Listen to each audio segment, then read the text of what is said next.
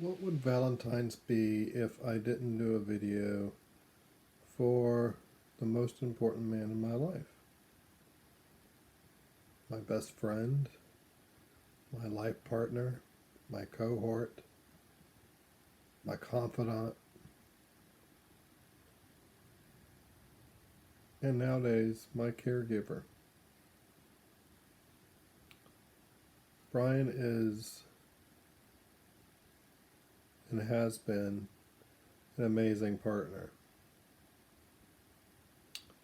Our relationship hasn't always been perfect. We've both made mistakes, but we've come together and stayed together for 22 years coming up this June. And I don't regret being with him for one single moment. I regret some of the things we've said to each other. I regret some of the things and decisions we've made as individuals and as a couple. But, he's always loved me. I've never felt a moment where I felt unloved. I have always felt comfortable, at ease, and the biggest thing is the stability he brought to my life. He showed me that somebody could care for me and not be selfish about it. And when I got sick, all of our plans that we've had put together for our future come to a crashing halt. I'm going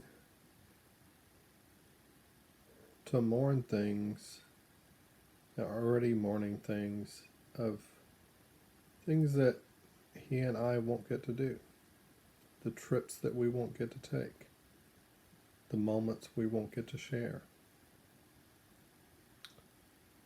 But I do cherish so many things, so many moments that we've had together. He's brought me a lot of joy over the years. And I'm thankful to have found him. I am thankful that we have stayed together. I'm thankful that he is a good person. I'm thankful that he cares enough about me to stay with me even though I'm sick. It's not an easy thing for a person to deal with. It's a lot to take on. When you get in a relationship, you get into them for love and long term. That's what it always starts out to be. But we forget about relationships are about the good and the bad. And I'm fortunate that Brian hasn't forgotten that that's the case. He continues to love me.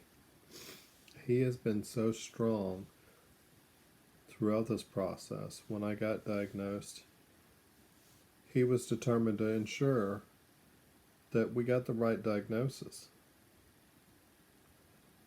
And, he's a very strong person. He's a very stoic person. He doesn't show his emotions very often. I've witnessed him share his emotions, but he isn't in the habit of expressing himself openly very much. And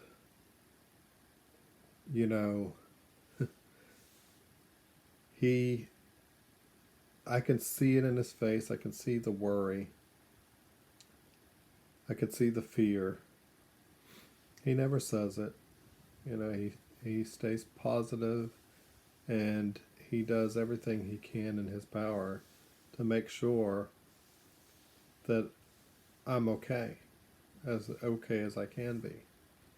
You know, he's been here helping me get the equipment. He does my um, infusions every night for 10 days in a row. He's doing my infusions. He learned how to do them, and he does them every single night. He bathes me.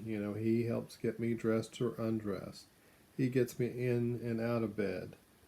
And eventually there's going to be a lot more things he's going to need to do. He's learning how to cook. Not that he's incapable of cooking, he just doesn't know a lot of the complex meals. But he's in there and he's trying.